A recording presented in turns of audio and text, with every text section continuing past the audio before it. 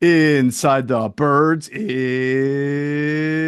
back. What's going on, everybody? It is Geoff Mosher, Adam Caplan, middle of the week, Inside the Birds pod. And Adam, there's a dilemma here, right? For the Eagles, supposedly. Um, we're going to talk about the idea of do you rest starters, do you not rest starters in this pod? We'll also get into some of our feelings on the Eagles' strengths going into the playoffs or even into the season finale. Some of the things that we might be concerned about, of course, and then we'll just talk in general about this team here. I, I think you phrased this best when we kind of put together an outline of how we were going to discuss this. Different coaches that we've spoken to have different philosophies on this, and we've seen some coaches change their philosophies, and I think that that speaks to knowing your team and treating your team on a case by case basis. You may have a Yep. very young team overall that you feel like needs more reps. You may have a very accomplished team, right? An old team that's won a Super Bowl or two, and you feel like they don't need it as much and you can rest them. So it's all about knowing your team. And the Eagles are an interesting case, Adam, because they're an interesting blend of veterans and guys who are older players, and then also younger players who could use some snaps, but you may not want to get them some snaps. So because take defensive line. We talked about this with Greg Cosell. They have a young player like Jalen Hunt, but right now you would love to get him snaps and get him more ready and more refined. But the Eagles are only using three defensive ends at the moment, and it doesn't look like that's going to change very much. Even with Bryce Huff getting healthier, maybe four, we'll see what he can do. The point is, you don't want to jeopardize a young guy like that getting hurt either. You want to have him ready for the playoffs. So it's Yeah, not that's what I easy. yeah, that's what I brought up Tuesday night. The Jalen son has never played as many games in his life in a season. And that's part of, when we go over sort of some of the concerns, it's just the length of the season, the depth of the edge rotation. Because to start the season off, they were definitely four guys. Four guys were definitely playing. And Hunt was not in the rotation. And then BG's left for the season. And then Huff has the wrist surgery. So Hunt had to play. He was the last man standing of the backups. Like he was the fifth guy. You're up next. And then Mhm. they added Charles Harris, who rarely played and was eventually released. So yeah, it's there's not one way to do it. More often than not, though, that teams will rest if there's nothing on the line, they won't play them.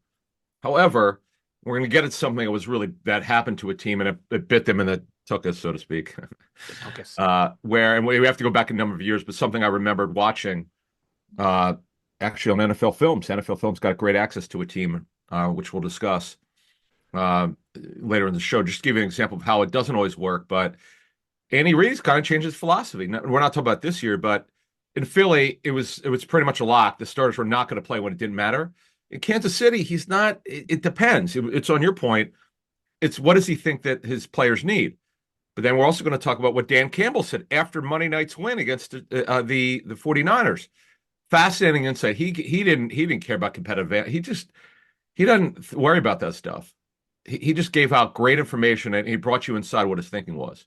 Yeah. So I have to did because I heard him talk about it too. Did they have an opportunity to not play their starters against San Francisco to rest them for the upcoming game against Yes. Minnesota?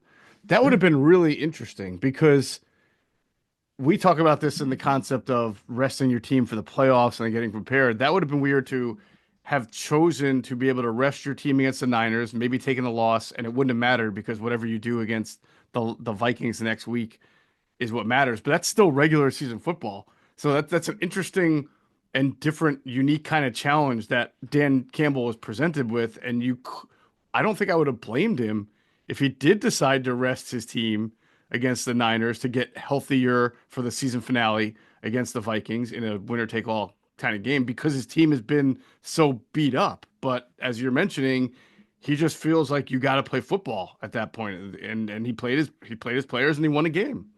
Yeah, on that one, it was a tough call because, as he explains, they didn't know when you're training when you're preparing for the week, and they had a Sunday night game, Great point. excuse me, a Monday night game, and the other game got settled on Sunday. You don't know as you're preparing. Okay, do we need this game? Do we not need this game? He had to prepare them as the game mattered. Yep. And then, as you just said, he's like, how we prepared for it. But I got to give you, we'll get into that in a couple minutes. The quotes that he gave really brought us into his thought process Hmm. of what coaches will tell you that you either play all your starters or you don't play them. Or, but I know I know it's extremely difficult to not play any of them because you only have so many roster spots on game day. But you want to be the thing you don't ever do is you don't have your starting quarterback start the game and have backups on the offensive line. You want to get your quarterback killed, do that. Right. You want to get Right. fired, do that. Like Right. that's just you don't do that. So you got to be careful and be smart. We're going to get into that because it's we know on talk radio it's a big deal. I get this, and it's not just in this market, in the Eagles market. It's anywhere where there's a wrestling scenario. It's to play or not to play. And this week, obviously, it's at home against the Giants, a team, by the way, going back a number of years, they seem to play in the last game a lot. Yeah, they do. I want to go back to what you said about the offensive line, especially because there's another point in there, and coaches that I've spoke to, I'm sure you spoke to as well, have always wrestled with this because the Eagles are a little bit unique. They have six backup offensive linemen, so they could, if they wanted to, rest their entire starting offensive line and still be able to start a completely fresh set of backups and have one backup in the game because I believe they have six backup offensive linemen, if I'm not mistaken. Fred They Johnson, do. Tyler Yeah. Steen, Gates, Keegan, Driscoll, and Kennard, right? Yep. So if you look up and down the rosters of NFL teams, very few have six backups, and those that do keep 11 or 10 even, they're usually not completely healthy. They're already using one or two backups, as most teams in the league. So it's hard to determine which starters you're going to start and which you're going to rest when some of them are on an equal level, and then it becomes an issue of equity and fairness. Like, do I play this guy and not that guy? If the Eagles want to rest their starters, Exactly. but if you look at their current wide receiver situation, if they want to be in any three wide receiver packages, then Jahan Dotson's going to have to play if Brown and Devontae Smith are the chosen ones to rest, right? Because how do you play three wide receiver sets with Johnny Wilson and Nia Smith, who's taking that third spot? If Britton Covey is not ready to come back, then you almost have to play Jahan And Dotson. he's So not. Yeah, he won't be back until the championship game if the Eagles get that far. That's the earliest he can exactly. return. Yeah. So yeah, and remember, you only get two elevations per game, and if they go with rest, a lot of players getting rested, which is most likely the scenario. It's not a lock, but that's generally how these situations are held. If you do that, then those elevation guys are probably going to play a lot. Whether it's Ocean Mathis as an edge rusher, if he rests because the Eagles are light at edge anyway. But boy, I tell you what, I love to see, and we're going to talk more about this Friday morning once we know exactly what's going to happen. We'll actually detail every player who's probably going to get playing time and what their role will be for the game. But number 96, Gabe Hall's a guy I know they gave a lot of money to as a practice squad player. I'd love to see him get meaningful snaps against the Giants, just to see if he's shown any improvement over the course of the season. I mean, I think he's going to have to. I mean, you can't play defensive linemen 100% of the snaps unless they're Jalen Carter good. And they don't have other players who are Jalen Carter good and Jalen Carter conditioned, right? So you're talking about, yeah, like you said, next show we'll get into it more, but Ajomo, Booker, the guy you just mentioned, Gabe Hall, there's Yep. not that many interior defensive linemen. So, Oh yeah, you know what? You're right. They don't have anyone. Yeah, because honestly, again, you only get two spots, right. and yeah, right now, honestly, that it would have to be they would only have three guys. Exactly. Now, And you know they're going to play more than three guys in the well, interior, Jordan Davis would be the guy to play you of would the think. starters. I mean, that would make sense. And plus, he could use the snaps, Hmm. work on his technique. But at inside backer, they have enough guys. Burks could play a lot. Now he's over his knee problem. Trot Jr., but this is a great opportunity to get him a start. Sure. Now, what's funny is, and let's get back to offense. And this is one of those things like you just don't see. Darian Kennard, I think, without looking, played two full preseason games. Like he took every snap, Yes. so he could Preseason do it again. MVP. What's that? Preseason MVP Yeah, for that was snaps. crazy. Yeah, that was Right. that was definitely different. Yep. Yeah, you're right. He will go from playing almost every single snap in the preseason to playing no snaps in the regular season, most of the regular season, to playing probably the entire regular season finale, which is quite a roller coaster ride for Darian Kennard. I honestly thought he was going to get on the field this year. I thought he had a good preseason. I figured if there was more than one injury at tackle, which there was, he would get in. But I think when they did have to, they played Jack Driscoll, right? They played at one point they had to play Fred Johnson and Jack Driscoll for a short amount of time because somebody came limping off or whatever, and it wasn't Darian Kennard. 'Cause I I don't even know think if it, Kennard's been active, right? yeah, Kennard's been mostly inactive. I think that it was the game against the Bucks where Fred Johnson started. I thought I'll it was the double check. Bengals. Okay, I thought it might have been the Bengals because I know Okay. Fred started that game too. But yeah, Right, either right. way. But I talk in terms of Driscoll. I know you're right. Driscoll definitely came in the game. I just don't remember. I thought it was the Bucks game, but I could be wrong because Johnson didn't play great. The one game he didn't play well was against the Bucks. Right, right. So as we sit here today, I think you and I would both be pretty shocked based on the comments from Nick Sirianni, what we know about coaches, and even some of the comments coming out of the locker room about from the offensive linemen. I would be shocked if they played Saquon Barkley in the season finale. I mean, there's almost Yeah. to me no shot of that happening. I know a lot of fans want to see it. I get it. I do think there are some records, some immortal records that are worth going after. But this, you made the point so well in the post game show. This isn't about this is about winning the Super Bowl, and you can't win it without Saquon Barkley. So you don't even want this guy twisting up his ankle a little bit and being somewhat doubtful or questionable to play. You want him at peak maximum health. Yeah, and it's just he's just coming off a 31 carry game. Wow. Where it's fascinating. So the players basically said that that during the week that they were on the understanding is that the goal was to get him over 2,000 yards. That like they were going to do whatever they had to do to get him it. They kept him Hmm. in. They did that, and in such a long season. And he is that. By the way, he is the foundation of this offense. Like you could say in 22, Hurts was in the Super Bowl run. He was phenomenal, and the run and pass game, and everything he did was great. 2 years later, for the first time since you and I have covered this team, it's about the running game and the running back. Look, B West, as much as we loved him, he was phenomenal, but it was a mixture of it wasn't just B West when he was there. It was a mixture of players. Hmm. But for the first time that I could remember, it's about number 26, the running back, and it starts and ends with him. And without him, they're not winning a Super Bowl. I think we all know that. You don't have to guess on that one. That's obvious. And if you don't have him, there's no shot. I mean, it would be like, how are you going to do it? Like you don't want to even have to think that way. Right. And that's amongst the reasons why you wouldn't play him. That's chief number one. You got no shot. There you go.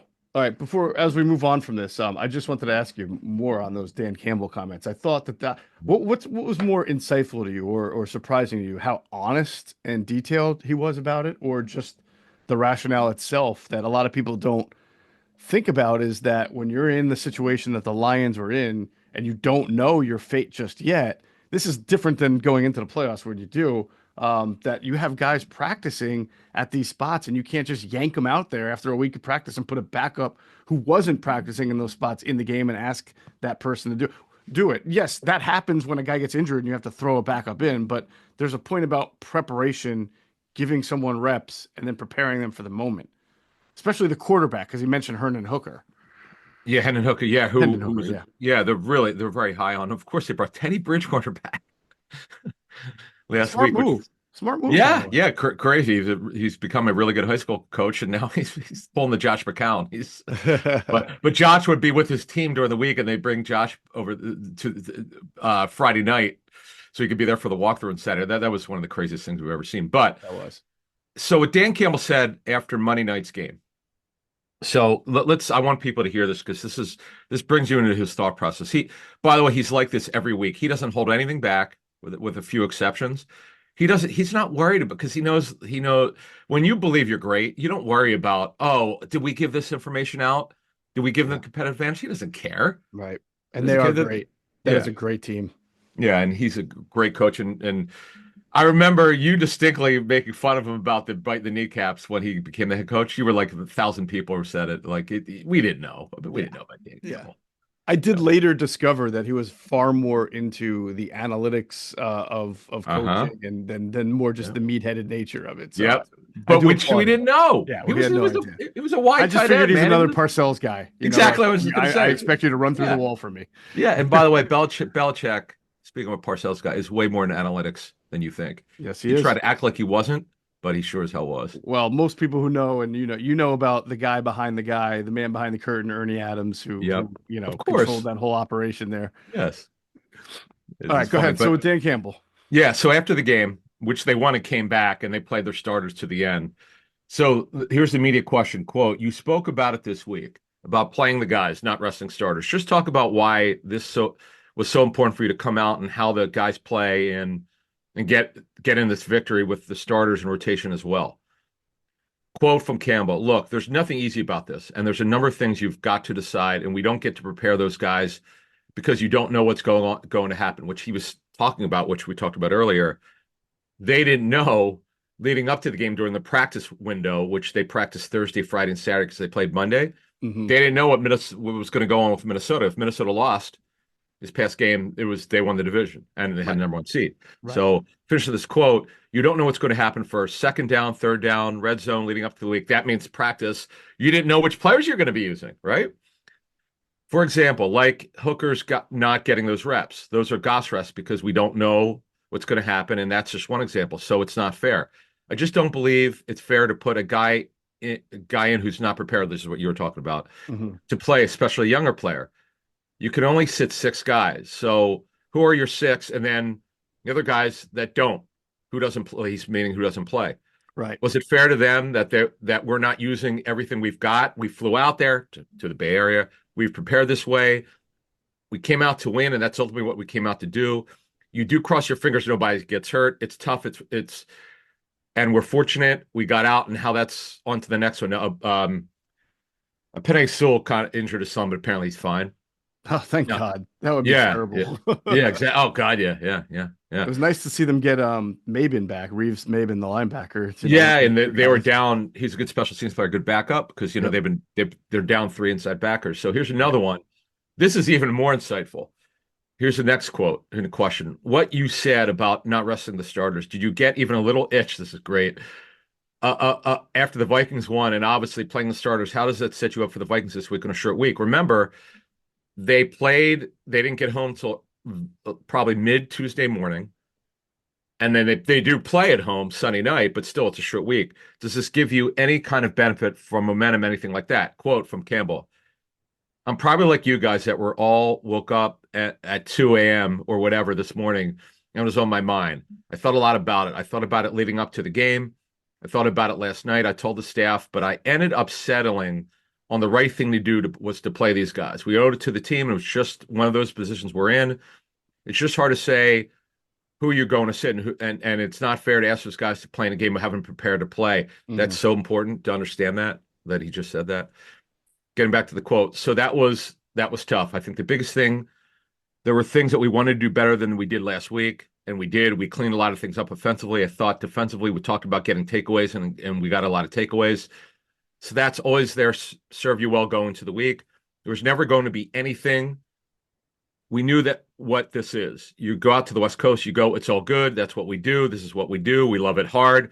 That's a quote he's used because they've made it hard on themselves over the years. And Hmm. also they've played guys when maybe some other teams wouldn't do it. To Yep. finish this off, like we love it hard. This is our deal right now. We're looking forward to this, everything about this week. And like that's to finish this off. He's they whatever he wants to do, he does, and the guys buy the total buy-in. We could talk about how good the roster is, and it's very good. But the buy-in from this head coach is kind of he's a former player Parcells guy, and it really shows. But he's a pretty special guy, by the way. Everyone I've talked to with the Lions, it didn't take them long. Anyone probably in their building who had any reservations, it probably took them 2 months to see this guy's a pretty special coach. Yeah. Yeah. No, good stuff there. I think this was a really good week for um, NFL action to help educate fans a little bit on the mindset. You don't have to agree with Dan Campbell. You don't have to agree with what an organization does, but at least you should know the why behind it. And I'll go to like the Giants beating the Colts and Oh, all their fans being yeah. upset. Why did they win? And it's very simple. And we've talked about this a lot. The players on the field play to win. You can't play not to win. You can't ask Drew Lock to go out there and say, "Hey, can you throw it to the guy in the Colts jersey wearing number 24?" Like that just doesn't happen. First of all, some players are chasing incentives. Second of all, other players are trying to get jobs. You know, Drew Lock wants to be a starter in this league, but he at least wants to be a backup somewhere. And he wants every bit to his game film that he can get. Now, organizations from the top, sure. I'm sure if you ask John Mara, do you want to beat the Colts today? He's going to say no. But coaches and players are not programmed, wired, and it's almost physically it's antithetical to ask them to go out there and try to lose. You'll probably get hurt as a player if you go out there and try not to play hard. So it's just the reality of the situation. You can't be mad at the coaches or the players for winning a game if you're a Giants fan, if you're a Raiders fan, whatever, because they're just not it's just not the NBA. It's not close. Yeah. And the idea of tanking on the field in a game where your life can literally be taken from you on any one hit, it's just impossible. You don't may not like it. You may not agree with it. You may have wanted the Giants to play, I don't know, to sign some quarterback off the street and play him. You can get injured that way too. Like it just doesn't happen. I know it sucks. I know we're all in the 2020s in this tanking, like let's get the highest pick thing. Things will work out the way they work out. It'll happen that way, and you just can't ask players to tank. It just doesn't happen. No, they're exactly right. They're wired, particularly coaches. Like Yeah. first of all, it's crazy as it sounds. Like the one game is going to mean anything when you're a really bad football team. But like I know talking to coaches over the years, like you're a bad football team, and if you win your last two, you feel like you're going with some momentum the next season, which is funny. But assume their staff comes back. Hmm. But you're right. But front offices, though, obviously they're never going to say this publicly. Right. They're going to have a different view because they're about the draft. They're about the future, where the coaches are about now. They're very myopic with, Hmm. unfortunately. Yes. But before we move on, I want to bring up a time, and this is I remember this in the back of my mind. I knew it was the '09 season. Then I looked it up, and well, there's some very interesting subplots here. So in 2009, NFL Films got great access. Belichick gave him access. He loves NFL Films, by the way. That was the football life, whatever they called it, where they followed the Patriots entire season. And Bill gave him great access. In fact, he gave him unbelievable access to the coaches meeting before the Week 17 game. This is when we had the 16 game season. So to the coaches meeting with was Belichick, Bill O'Brien was the play caller, and the rest of the staff. So this was you could probably find it on YouTube, but I'm going to summarize it for you. So they talked about Randy Moss, Edelman, and a bunch of their starters. But what Bill did, and this is you talked about this earlier. That's why you got to be careful of juggling your lineup and playing a lot of starters and then benching some starters. Well, what happened is they rested the great Vince Wilfork, Ty Warren. You might remember him, 94, really good football player. Their number one and number two running backs, Lawrence Maroney, and the third down back, Kevin Falk. But they played Brady, Moss, their offensive line, which you have to. You might remember the versatile Sammy Morris, Julian Edelman, and Wes Welker. On defense, I just want to mention this because it's kind of cool. Future head coach Gerard Mayo and former Eagle Derek Burgess. Were you covering them? Derek Burgess? I remembered Burgess. Yes, I remember when he went Yeah, out to Oakland and then had like a 10 or 11 sack season or something like that. Yeah. exactly right. Right. And there's some really cool names. Darius Butler, who does the matchup show with Greg Cosell. Yeah. Yep. You might remember Sean Springs. Oh yeah, Ohio State. Yep, yeah. And I'm looking. It's funny. Two future head coaches. D'Amico Rhymes was the Mike linebacker for the Texans, and then former Eagle. Yeah, actually, he would be a future Eagle. Connor Barwin, who now works for the Eagles in the front office. It's just kind of interesting the names. But what happened is, unfortunately, on that bad turf in Houston, Wes Welker tore his ACL, Mm. and that I'm thinking, and I remember watching it, and I don't. I know Bill was asked in his press conference after, obviously later on, why, do you have any regrets? Of course he didn't, because you don't know a guy's going to get hurt. Right. But this is what could happen. Well, what happened is they were the Welker trade from Miami. They switched from a 12 personnel team to 11. That was because of Welker. Hmm. And unfortunately, against Baltimore, they got smoked. They got destroyed the next week. They just didn't show. The people. I know some people thought it was because of Welker and how much he meant to the team, and there's no way to know that. But they got smoked at home and embarrassed by the Ravens. Ravens ran all over them. But not having when your offense is about 11 personnel and he's the reason because then Edelman would move to the slot and eventually would take his job as a slot receiver. But this is what could happen. I felt we'd bring this up. Yeah, no, interesting stuff. You mentioned the 2009 season. The Eagles won 6 games in a row at the end of the year to get themselves really back after a kind of a tough middle of the year. And Donovan was on fire. But then the straw that broke the dam's back was they lost Jamal Jackson, I think, to a torn triceps. And if you Mm. remember, they were already playing a backup at right guard because the Stacey Andrews thing had never worked out well, and the Sean Andrews thing is back. Ugh. So they were playing Max G and Gillies, and then Jamal gets hurt, and they had to play Nick Cole. Ugh. Or no, actually, I think they were playing Nick Cole at right guard ahead of Max Jean. And then when at right guard, then when Jamal got hurt, they had to slide Cole to center because that was his more natural position, and then play Max Jean at right guard.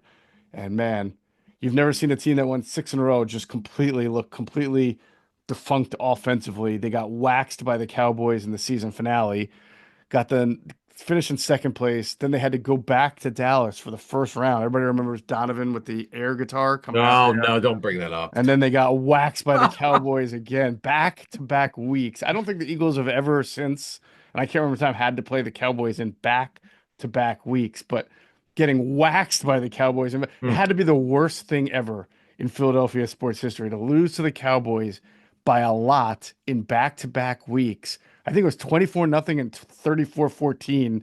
And then the last one being the playoffs. So, and I think that was Donovan's last game as an Eagle. It was. Can I give you the? I just got to go. I didn't know you were going to go to this. This is great. So Q&A were in this game. Oh yeah. Jason and Q Yep. were in the game. Victor Macho Harris. Oh boy. It is unbelievable. The way you just said that, the disdain people had for Macho Harris, Victor Macho Harris. Yes, because he wasn't Brian Dawkins. Exactly. It's ridiculous. They hated him. Uh, In I don't know fairness, it why. took like seven guys for them to finally figure out how to get a safety in there. So I Yeah. mean, Yeah. You look at the names. You brought this guy up over the years. It's been a while. The not so great Moses Foku. This is when they were patchworking the line. This is really bad when they were patchworking Moses Foku, Akeem Jordan, yeah. old friend Will Witherspoon. Will was a pretty good linebacker for the Rams and the Panthers, but he kind of ended his career or somewhere around Mm, that with the Eagles. mm. Jaquay Parker. But I want to go back to their offensive line. How in the hell did they win so well or actually have a good season? I know it ended badly, but Winston Justice was the right tackle. Max Jean Gillis, who you mentioned. Nick Cole, the fire hydrant, was the center. Our old friend Todd Herman's another alumnus of Inside the Birds. Yep. Peters obviously was still really good. Oh man, this guy was so good. Leonard Weaver before he blew his knee out. Terrible Oh injury. man, against the Yeah. Rams, that was so tough. But if you look at the Cowboys defense, I mean, they had an excellent defense. Hmm. Jay Ratliff was a very athletic nose tackle. The great DeMarcus Ware, Terrence Newman, the ageless Terrence Newman, Did they have Mike. Anthony Spencer on that team? He was a pretty good edge Yep, rusher good as well. call. Yep, out of Purdue, number 93. A future Eagle. Future Eagle? What, You ready Felix for this? Jones? Who's that? Felix Jones? No, close. No, this guy's on defense, and I'm laughing because boy, he lit it up. He took some shots at the Eagles after he was cut. Orlando Oh, I know who you're Scandrick, talking about. Go Scandrick, ahead. Yeah, yeah, Orlando Scandrick. Scandrick, and Scandrick. Bobby Carpenter, Ken Ham. But what a defense they had. No wonder the Eagles Yeah. had. Yeah, they were a good team. By the way, wasn't Felix didn't the Eagles didn't they sign him once for like camp or something like that? He was there. In fact, I think they traded for him. Oh God. They definitely added him. I can't remember, but they definitely. No, you're right. You're at the end of his career. But look, I mean, wow, Andre Gerard, Leonard Davis, Kyle Kozer. I remember. Oh, the Hotel Flozell, the Hotel Adams, Roy Oh, he Williams, was enormous. the late Marion Barber, Romo, Martellus Bennett. Was it Martellus Bennett? Was he? Wait, M. Yeah, Bennett. Was it Martellus? Okay. I think so. Yeah. And former not so Eagle great Miles Austin. Yeah, Yeah. oh gosh, I remember that too. Yeah, that was an interesting Cowboys team that also lost in the playoffs too. So things didn't change with them. But yeah, that was rough. I mean, if you think about it, you make a great point. How did the Eagles win 11 games with that offensive line? But they did have Jamal, and then Todd was playing left guard, and then Peters left tackle. That's still a pretty good center to left tackle. But yeah, they were really struggling on the right side there for the whole year. And then even their weapons, right? I mean, what was it like? Who are their receivers? Was that? D-Jax Oh and yeah, yeah. Macklin. That was Yeah. Deshaun's first or second year, and they had Macklin, I think, that year, Oh, rookie year. oh, this guy. Okay, talk about a guy we've probably talked about like once in 8 years or 7 years we've done the show. Hmm. How about Kevin Curtis? I guess Kevin Curtis was hurt. He didn't play. I guess so. Yeah. The game against the Lions, was it? Where he had was it over 200 yards or something crazy? Yep. Yep. I remember that game. I was there. By the way, very quickly, you know who their inactives were for that game? For that game, not active: Michael Vick, Quentin Demps, King Dunlop, Curtis. Trevor Laws, who just never really made it. Trevor Lawrence, yeah. Yep. And then Victor Abiamirian just never quite panned out. Yep. Yep. Dallas Reynolds and these guys from BYU. There you go. All right, good stuff. We always wind up doing this. A little walk down something jogs our little walk down memory lane, and we just had a good one there from 2009. Let's discuss in a second some of the concerns we have for the Eagles as they head into the playoffs. Before we move on, obviously the holiday season is behind us, but that doesn't mean there's any shortage of great live events to go see, live sporting events, live concerts, live shows.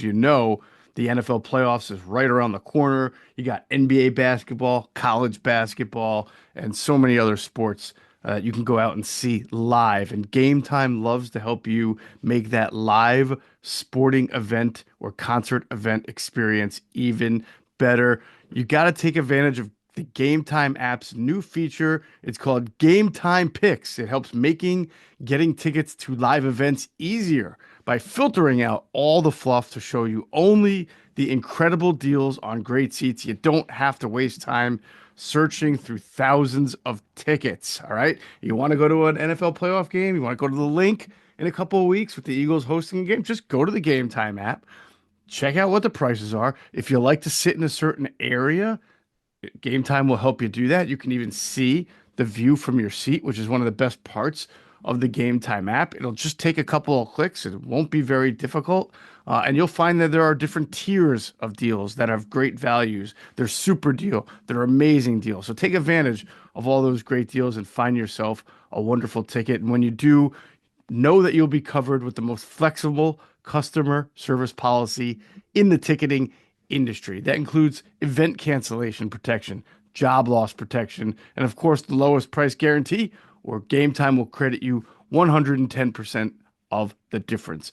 So download the Game Time app, create an account, use code BIRDS for $20 off your first purchase. Terms apply. Again, create an account and redeem code BIRDS, BIRDS, for $20 off. Download Game Time today. What time is it? Game time. All right, Adam. I had a question. I was actually this was on my mind because I had a conversation with Andrew DeCecco, and then I was asked on Football at Four with Ryan Rothstein filling in for Mike Gill. He asked me about the team and how it plays with an edge and how that's different from last year to this year, especially the defense, right? And the funny thing is, it had already been fresh in my mind, this balance between playing with an edge and being a little bit reckless. So we saw Sidney Jones get disqualified from a game or kicked out of a game, ejected.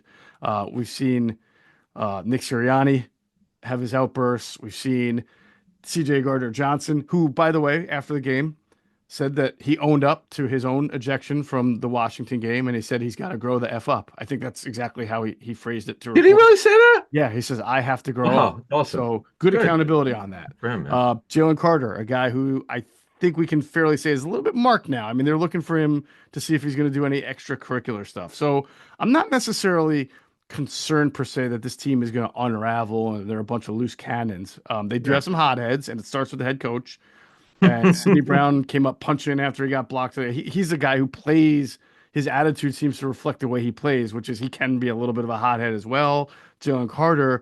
It's not that I'm worried necessarily that they're gonna. Let's say they're having some moments in a playoff game that these guys are just gonna unravel. That's not my concern. But my concern is more that they've got reputations now, and that in close games, penalties, the refs always want to be a part of the game, even though they shouldn't. I am concerned a little bit about their reputation that is growing. I mean, you have had guys ejected in two straight games between, CJ Gardner Johnson and Sidney Brown.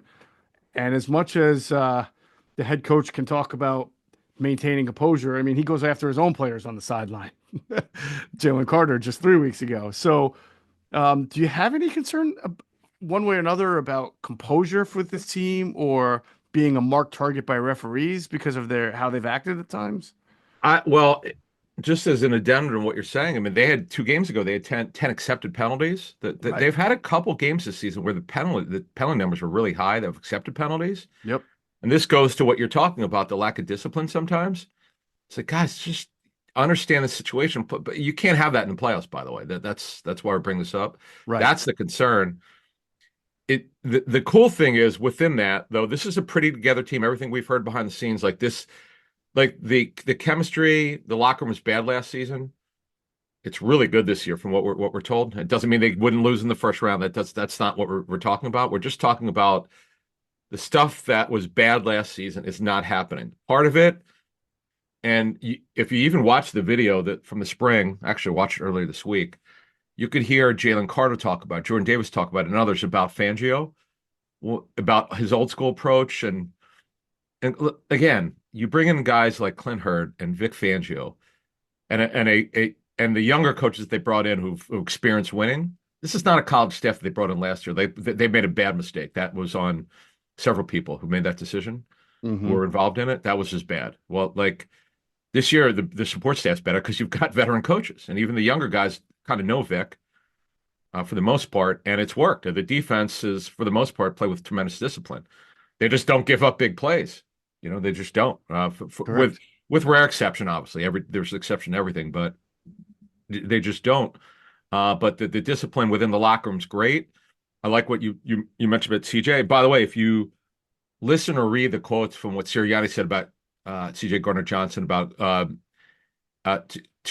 giving gifts to the people in the building, that's awesome. I'm glad he mentioned that. That's pretty cool. Like Yeah. that's not done every day. That's awesome that he did that. And look, he's coming on, by the way. You're starting to see those turnovers. Mm-hmm. Let me ask you a question. Mm-hmm. Someone asked me this, and I said it's hard for me to say because I'm not grading each turnover. But to have 9 turnovers recorded in 2 weeks, it's incredible. Yeah. What are your thoughts on that? I it's incredible. You remember how I've talked about some of the flukiness of it? Like some of them are good and talent. Some of them you just happen to, you Hmm. go. I think three of the four against Washington were. I mean, Zach Bond made a great strip. Jalen Carter, didn't he smack the ball out of Brian Robinson's hand? It was somebody who He caused he it. stripped it. Yep, yep. Yeah. That's good. There was the CJ Gardner Johnson interception, I think, was thrown right to him. So that one, The okay. second But one was, the yeah, it second was a one, total overthrow. I mean, and in fact, remember, so the fans are funny, and I get it. I kind of had the reaction. It's too bad he took it away from Quinyon. could not. Yeah, yeah. But the first And one then, was great. I mean, that was yeah, cover one rat. And he did. I mean, it was a bad throw by Cooper Rush, but he put himself in a position to get it. read So it. I do. Right. I mean, this is a defense. I think you have to evaluate it on as a whole, right? This is a defense that has averaged about 1.5 takeaways through 16 weeks a game, 1.5 takeaways, which put them in the middle of the pack. I don't look at them getting 9 over the last 2 weeks and say, now this is now a takeaway defense. I think that they were just opportunistic over the last 2 weeks, but I think it's a good step. I mean, you like to see guys put themselves in position to make plays, and certainly when you see like a Zach Bond strip or a CJ Gardner Johnson pick six because he played the rat coverage really well, those are not flukes. Those are good execution plays. So I think that I don't expect the Eagles to average 3 to 5 turnovers or takeaways in the playoffs, but it certainly would help it if they do. They're about to play, and it might start with the Packers. A string of really good quarterbacks, good offensive coordinators, good offensive systems and philosophy. So they will need to answer your question. I don't know what they are as far as being a takeaway defense, but they will need to be one to win these games. I think you're gonna have to steal a possession here and there. By the way, this is, and you kind of talked about this a minute ago. This is the strongest the NFC has been in years. Oh, 1-7. No team in the playoffs in the NFC will have fewer than 11 wins. And there's an opportunity for all of them. The two bottom ones, Washington, Green Bay, to have 12 wins. hmm Washington is one of the most improved teams in the National Football League. Green Bay, who's the most likely opponent of the Eagles. We'll talk more about them on Friday morning show. They're the deepest receiver core in the National Football League, probably the deepest target group. Now, some people think they've underachieved this season. That should be better than they are. Well, or have been. hmm That's debatable, but This is a really strong group where if you look at the bottom of the AFC, first of all, Houston's fallen off completely. Oh, that's my. I mean, I'm not the only one. I'm sure that's the upset special for the first round in the Yeah, AFC. everyone is going to be on that, right? You're Yeah, gonna take whoever they're playing, right? Pittsburgh's fallen off a little bit. The Chargers, good for Jim Harbaugh. They're an okay team. Denver, the last spot's going to go to Denver, Miami, or Cincinnati. I know that the networks are probably pulling for Cincinnati just because of Joe Burrow. I am. But yeah, I know. Him and Chase are just ridiculous. But it's not a good bottom half there. But we're in No. the NFC, man. And then, by the way, Tampa's probably look. They're most likely going to win it. The NFC South, their offense is dangerous. Their defense is, particularly in the back end's fallen off. But Hmm. they could outscore anybody. They're a fun team to watch. Honestly, I all of these teams are fun to watch, but the one that has shocked me and shocked odds makers because they gave them a 6.5 win total for future numbers is the Vikings. I mean, I don't know what to say. I just cannot believe it. Yeah, I think Washington had a pretty low win total as well. I think they were 5.5 to 6.5. They were 6.5, and of course, I took under. But anyway, yeah, I remember that one. I got some right and I got some wrong because you just don't know about a rookie quarterback, and Of you look at course. their receiver core or their target group, Yeah. other than McLaurin, you go, how are they doing this? Well, great quarterback play could elevate you. Yeah. I will say, I think you can make a pretty easy and convincing argument that all three NFC wildcard teams are better than the NFC West and the NFC South champion, right? They're better than the Rams. Yes, All three teams are better than the Rams, and yeah. all three teams are better than either Tampa or Atlanta. By the way, I was talking to Joe DeCamera the other day, and and he and I see it the same way, but it bothers him more than it bothers me Uh-huh. because either Detroit or Minnesota is going to be the 5 seed, and it's kind of criminal. It's just not fair. The way it's always been, I though. know, Yeah. I mean, this is just a Joe. fluky year. I know, and Joe's like, "This is ridiculous." He's really angry about it, and I was like, "Come on, dude, you got to understand." But he brought up a great point. I didn't have time to look it up I was on the phone. I think I might have been driving, so I wasn't going to stop and look it up, but. He said because Joe's unbelievable with trivia. He seemed to be pretty certain that the 72 undefeated Miami Dolphins that the NFL was rotating the championship game then, and they didn't play it at home. Think about that though, how ridiculous that would have been if that's What? true. I know. I Oh, I think he's forgot right. about that. I know it's Well, Joe ridiculous. is like Joe knows those little facts that I nobody else can know he's remember. So, crazy. Yeah. yeah. Wow, that's crazy. Well, listen, it's happened every year, and to me, it's not the biggest. I'm pretty sure the year that the Bucks won the Super Bowl a couple years ago with Brady, didn't they have to go on the road the first round to Washington and win that game? That Isn't that sounds the year that? right. Yeah, Washington Yeah. was like a 7-9 with Tyler Heineke. So that was 2020 when the Eagles were awful. I think Dallas wasn't very good, and Washington won the division with a losing record, and then they lost at home to Tampa Good Bay. call. Yeah. Wow. Yeah. In fact, their first. Wow. Were they the first team to do this at Washington, at New Orleans, and at Green Bay, Were they the first team to go on the road all 3 weeks and win a Super and then Bowl? win the Super Bowl? They might have been. I don't Wow. remember. There So, definitely haven't been many, but they might have been. and But look at usually, that. if you're the better team, you're going to win. That's it, so. I Well, in don't. the playoffs, Yeah. yeah. Honestly, I have I know you pick for the preview that you do every week. You have do you do best bets? Like, how did you come up with I, your I how take 3 games. I just okay? choose 3 games. I mean, I do analyze them all, but I Hmm. only pick three. Oh, because the reason why I bring it up, I went on the I went nine, not whatever. I think it was including the Sunday night game, the Monday night game, and all the Sunday after the late window. I went 9-1. I clean up in the wild card round. I'm really good at it, but overall, Hmm. in the regular season, I'm not very good because you can't tell the motivation for teams. You don't know how well a guy's going to play with an injury. Whereas everyone's playing the playoffs. If they could walk, they're playing. That's just the way it is, and no one's getting held back. So I think I hate to say it. I kind of find the wild card round fairly easy to pick games versus a number. I think Yeah. it's a little harder, obviously, Yep. because then it's tighter. And Hmm. there are mismatches. Like Scott Farrell and I were on the Packers to win outright, and they did that. We didn't know they blow out the Cowboys, but Right. you could because you just brought up the Texans. This is the reason why I brought it up. You can see It's it coming. it's Yep. it's so obvious the Texans shouldn't even be in the playoffs. They're so bad right now. Right. Line stinks. The quarterback's struggling. He's because their line stinks, and he's looking at the rush. He's worried about getting hit. The receiver core has been decimated by injury. The defense has fallen off a little bit. Yep. It's just so obvious they're not very good. Right, and they're going to either play the Ravens or the Steelers in the first round. So you would probably imagine those one of those two I teams will will be get. on those teams. I'll be picking those teams. Yes, Yes. I imagine that odds makers will favorite the road team in that situation too. I'm taking them out. The fact that, yeah, I was just going to say, yeah, they probably would be the favorite. Yeah, I think it's too obvious. Too Yeah, obvious. there you go. I'm can't wait to see what the first line is going to be if it's Eagles Packers for that game. What would you do? What would you? Uh, Probably Eagles 3.5. I would have a -2.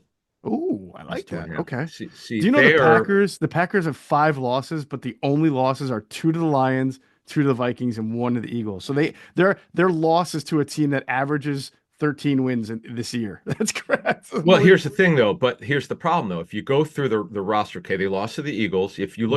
If you look at their wins, almost all of them are not very good teams. Correct. Now I know it's how good were they when they play them. That's part of it. That's fair, but it's just they come up short against just about every good team. They come up short. In fact, by the way, in a lot of those games, they're well behind those good teams, and they Hmm. made the game look closer than it really was. Yeah. They under Matt LaFleur, they're always very talented. This is the best roster they've had in years, but they don't. They're dangerous, yes, Hmm. but they don't play quite up to what they should play up to. Yeah, I think the lack of a true number one hurts them in the playoffs.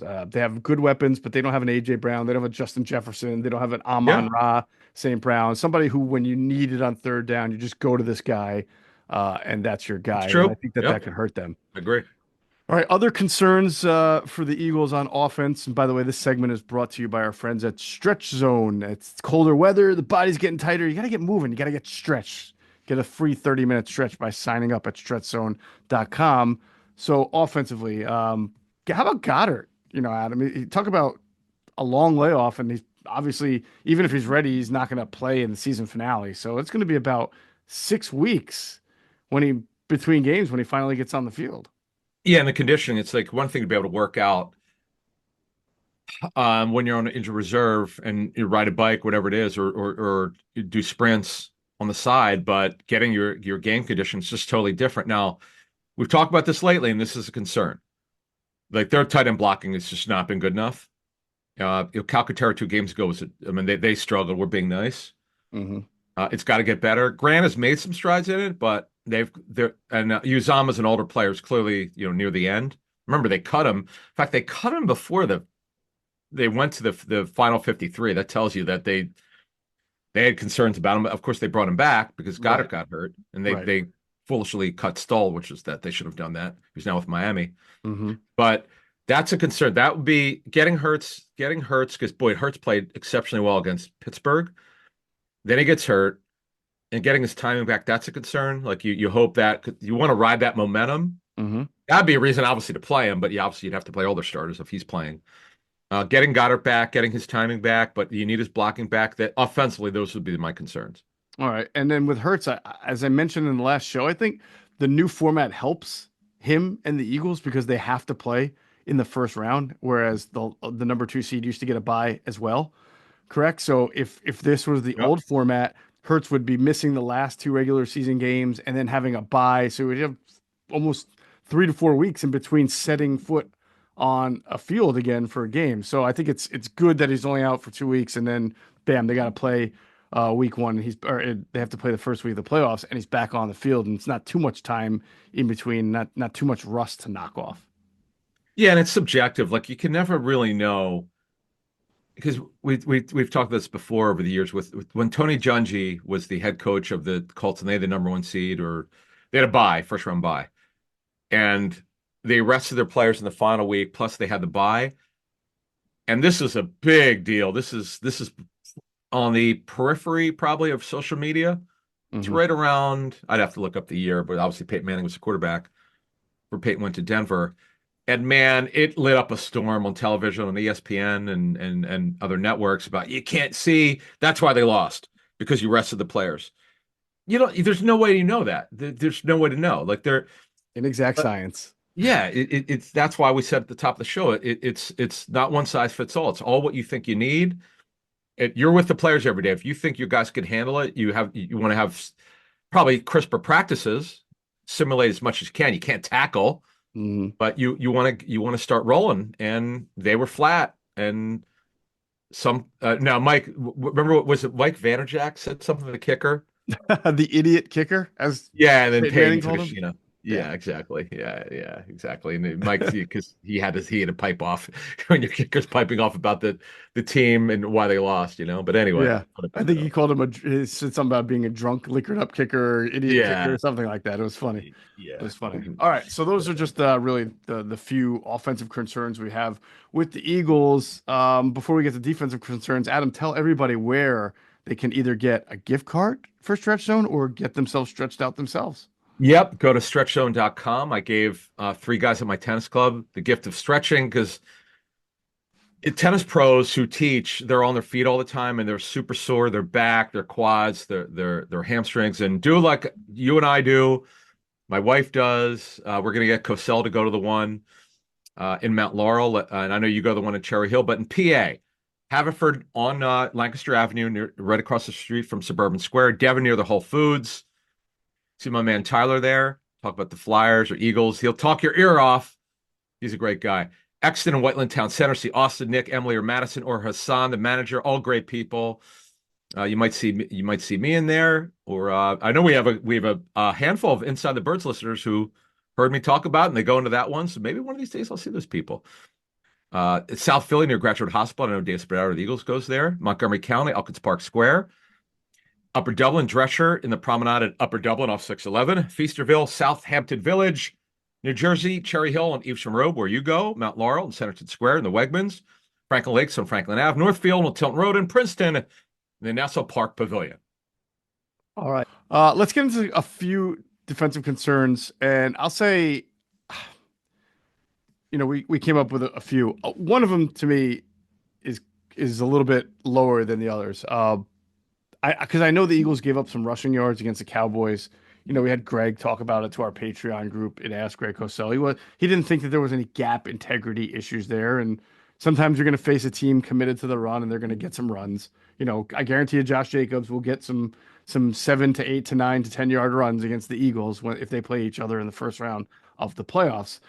To me, Adam, the pass rush the last 2 weeks has just not been there. And even Quentin Michael and Jason Avant talked about that. Greg Cosell said it. And it kind of coincides with the long season element. And a guy like Josh Sweat, we saw him last year at the end of the year, wear down a little bit. So I think this break will be good. This rest will be good because the pass rush isn't bad. I don't want people to think that I'm saying it's ineffective. They are still closing pockets. They're still pinching pockets, but you haven't seen quarterbacks the last 2 weeks under major duress like we have seen at times.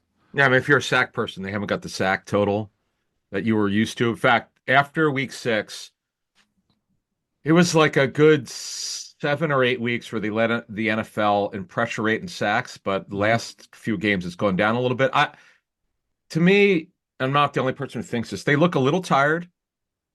Someone who's graded their tape from another team told me, who's assigned this team, said that we were just exchanging notes the other day. And he goes, I brought it up to him. He goes, yes. He goes, I was going to bring that up too. They look a little tired. Their defensive front.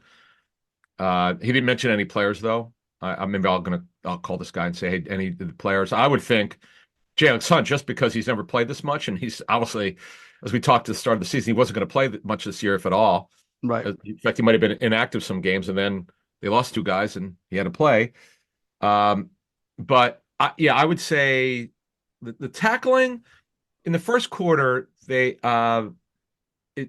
had that 12-yard run where you saw the run where he bounced off the turf, and then DeJean tackled him again because Cooper didn't realize that he just thought that the Turpin was still running, so he brought him down the turf, and Turpin took exception to that. And then Dowdle had a nice run, one Hmm. nice run, and then Dowdle got a bunch of garbage yards in the second half, and the Eagles pulled the starter, so I wouldn't even count that stuff. But yeah, as Greg said with our Patreon group, yeah, there was nothing alarming. That's the point. But I would say just a couple games here and there where the tackling was a couple tackles where they could have been better, where Hmm. they actually, in fact, the game before they ran into each other, a couple of the tacklers, but there's nothing alarming like there was to start the season when clearly the tackling had to be better. Vic was talking about it, how they had to be more disciplined.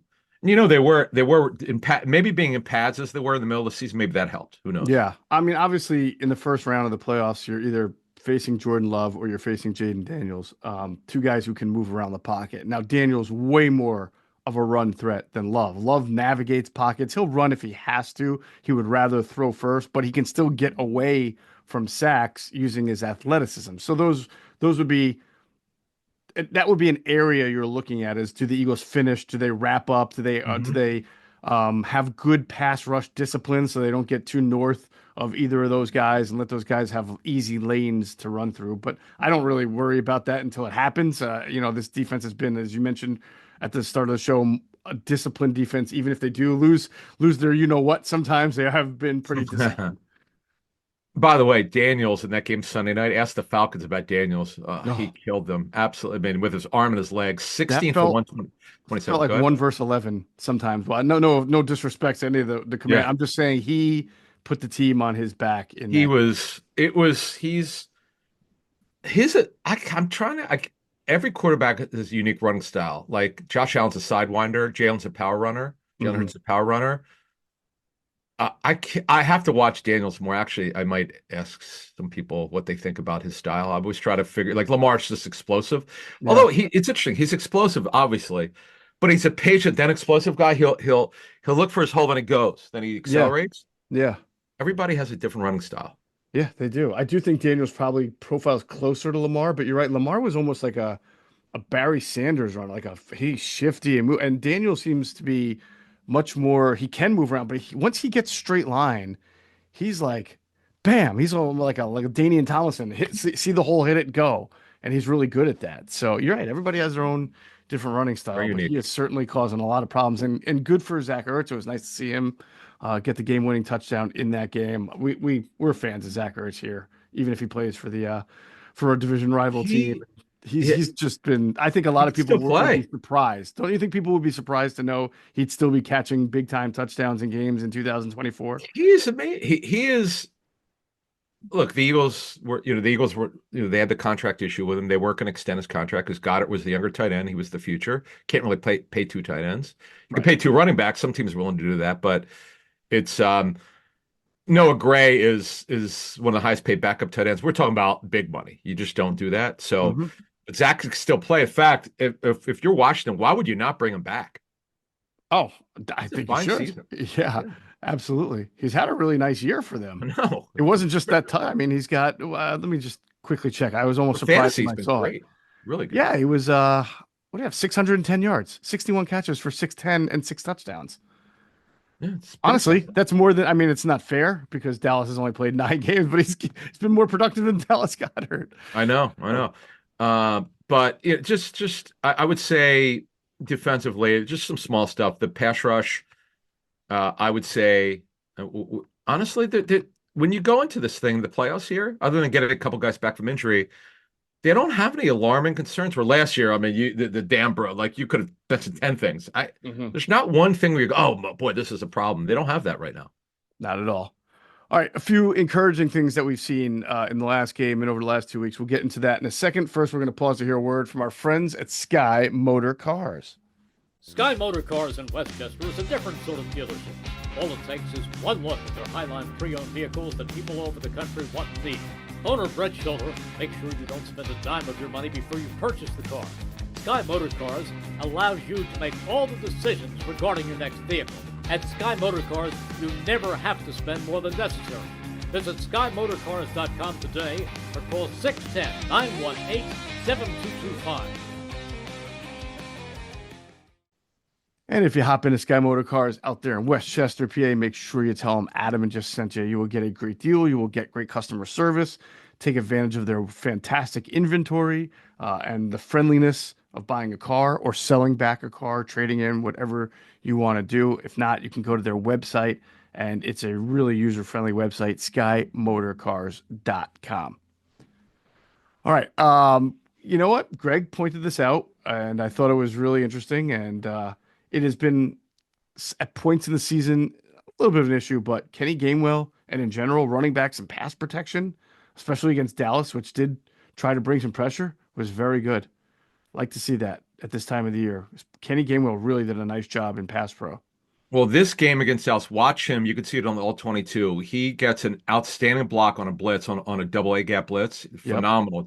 He's give Ryan Silverfield, the head coach of Memphis, and their staff, because he came in here as, now I know the Eagles don't use him the same way they use him as Memphis, but as a, what Silverfield did tell us, though, Ryan, and the times he came on our show, is that they asked Gainwell to do a lot of different things, and the running backs do a lot of different things. That's why, by the way, there are a number of Memphis backs in the National Football League under this regime that they have under Silverfield and Mike Norville, the former head coach now at FSU. Yep. But if you talk about what's feeling good about the playoffs, which is a lot, you mentioned Gainwell and pass pro. He's done a really good job, and maybe them drafting Will Shipley, he felt the pressure because it's Kenny's last year. So he's had a good season. You feel, obviously, Barkley, best running back in Eagles history in terms of a season, one of the best in team history. Having a season for the ages. Their offensive line, which is elite. The depth, which we weren't quite sure about when they've had it. But Fred Johnson's been a great story. And Fred, if you watch his interview, you could watch it on YouTube. He was very open about his career, and he came into Philadelphia angry, and how him and Stout became tight. It's a great story. Tyler Steen, we've learned a lot about. He's been a very good story, right? Yeah. A good story. Yep. You outlined this stuff in the spring about what the Eagles thought about Darian Kennard and what you heard the Chiefs were looking at. He made the team. The Eagles really like this guy. He's Mr. Preseason. And then the Becton story came out of nowhere. A lot of stories this season came out of nowhere. Yeah. Baun and Becton was, what's that? Baun and Becton, the killer bees. Baun and Becton, the biggest ones. Because we weren't sure if Sweat could bounce back. He did, but staying on offense here, the Becton one, never played guard in his life. I don't know how to just, when you had that nugget on our show in the spring, because by the way, some media members took shots at you. They thought, oh, this is BS. They're not playing with guard. Yes, they are. And he's been pretty good. I wonder if he'll make the Pro Bowl. I don't think he will, but he may probably as an alternate. He might make it. Let me ask you a question. Are you gonna fill out your ballot for Pro Football Writers? I definitely am. Yeah, I do it every year. All right, so Darnold's my most improved player on offense. How about most unlikely improved player, Mekhi Becton? We should create a new award, most unlikeliest improved player. I would understand because he leaves games every once in a while. Whatever it's tweak the thumb, tweak the wrist, ankle, and he wears that bulky brace. Yep. Is he missed? I have to look it up. Let me see if I have my file open. Yeah, I do. Let me see if he's missed any games. Offensive player of the year is going to be very, very difficult. Becton's only missed one game, by the way. Only one. One game. Go ahead. I mean, between Saquon, between Darnold, between Josh Allen, between Lamar Jackson. I mean, one of them is going to get MVP, and then another one will get Offensive Player of the Year. Yep. But there's like five. Justin Jefferson has unbelievable numbers. It's really tough. Let me ask you a question for MVP. Yeah. How do you not put Darnold up there? I mean, you could ask the same question about Lamar, who's had a better year than any of the two, or Josh Allen. So I don't know. Because with Josh Allen and Lamar, you got to drop the recency bias. Josh Allen's put up massive numbers the last 6 weeks. Yeah, but it's about every game in the totality of the season. It's Lamar. Yeah, to me. I wrestle back and forth between Lamar and Josh every day. It's fun. I mean, how great would it be if they're in the championship game? The Ravens? Yeah, Ravens and Bills. I would love to see that. Oh, that would be amazing. Yeah, that would be. The two guys going, because they played each other earlier in the year, and the Ravens won that game sort of convincingly. But yeah, they got when they took off. Yeah. The Bills then took off after that. Yep. How about just to your point, it's more about the whether you want to call it most improved or comeback. Sometimes they're both. Joe Burrow has got to be the comeback player, right? Yeah, he was hurt. But you could even give that to Saquon. I mean, you could give it to Darnold. You could give it to so many players. Darnold, no, but you can't say comeback. You have to see. You have to come back from something. Yeah, because that nonsense about and as much as I love the Associated Press, how the hell could they give Geno Smith the comeback player of the year? Right. They don't have most improved. Well, folks, come up with most improved award. You have to have that. You can't give a guy who's never been it before. He's never done anything. Geno Smith. I agree. Never done anything. That's why you have they need to add the comeback and the most improved so they can distinguish the two. But no, it's tough. It is a very, very tough race. And then of course the running backs and wide receivers are always penalized. They don't get nearly as much credit as they should get. I mean, you could make an argument for Jamar Chase as offensive player. He's been amazing for the Bengals. So Let, that's just the way it goes. let me ask you this on MVP. If you took Saquon away, what are the Eagles? 7 wins?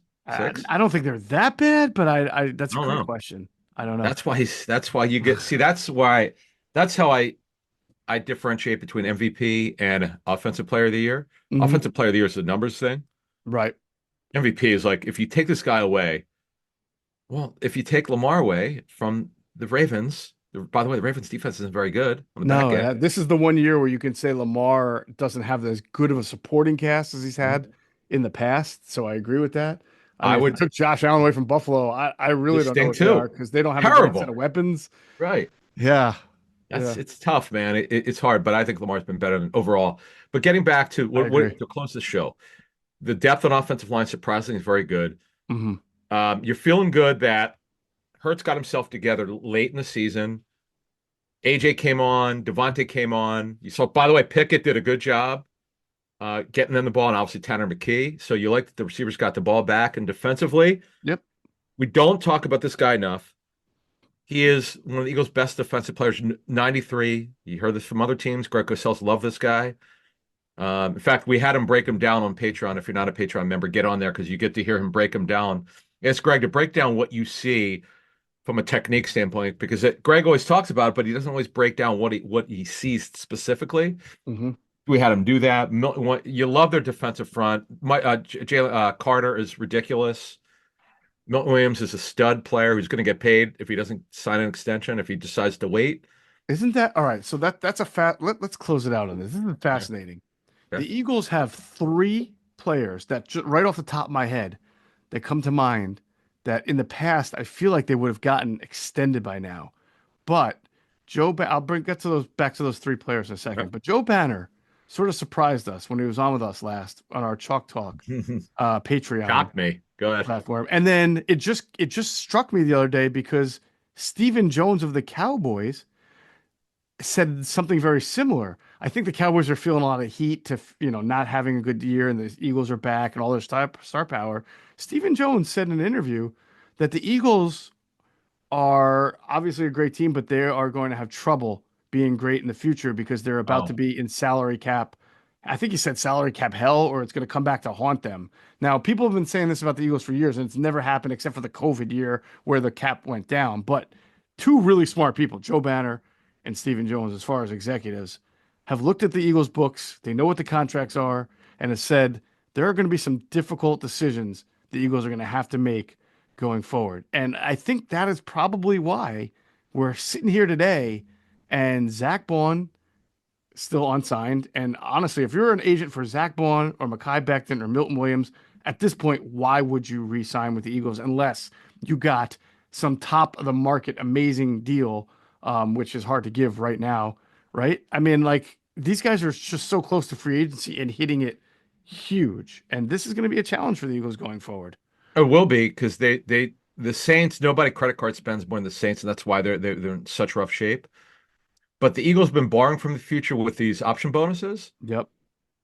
And to flat, restructures and yeah, and restructures. Yep. right, which is basically almost every restructure or extension's got option bonuses. Bryce Johnson's the guy who came up with that, who's one of their contract negotiators and contract guys. Anyway, because you mentioned Bond, right? To Hmm. me, Zach Bond's a guy. I don't know that he'd be this good with another team. It's just a perfect storm. Where the Eagles front is so good, defensive front's good. They clean him off. He also has some pass rush ability. This has been a great story of nobody saw this coming. N'Kobe's breakout as we get to the inside backers. This combo's been great.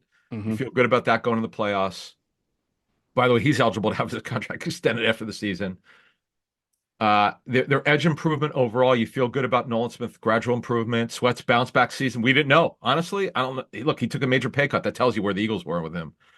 Who Yep. knew? Yep. Here's another thing. We don't talk about this enough. I think you talk about this in football at 4. The upgraded speed in the Eagles secondary. Don't you Huge. think? Yep. Biggest difference between last year and this year: speed and Yeah. athleticism in the secondary. Well, now with Green Bay almost likely the Eagles' opponent, Green Bay could spread you out, Mm-hmm. and Eagles with Isaiah Rodgers now, DeGene is the nickel, they can match up. Here we go. They can do that. There you go. So yeah, just some really interesting decisions that await the Eagles in the offseason. We'll get to that when it's time. But I think in years past, you would say at least one or two of those guys might, like in 2017, by this point, the Eagles had already said, all right, Alshon, we're going to rip up your 1-year deal. We'll get you extended. Tim Jernigan, we're going to rip up the last year of your 4-year rookie deal. We'll get you extended. But this year, a little bit different. And I do think it's because of their economic situation that they can't just do what they want to do right now. So we'll see what that means for the future. As of now, it's all about this season finale and then, of course, the playoffs. That's going to do it for this episode of Inside the Birds, the leading podcast in the Eagles intel. And as always, we thank you for flying with us inside the birds. Be sure to check out our friends at PHLSportsNation.com. They're enhancing the fans' experience with their coverage of all Philadelphia sports teams. For the fan, by the fan is their motto. So make sure you check them out at PHLSportsNation.com and on Twitter at PHLSportsNation.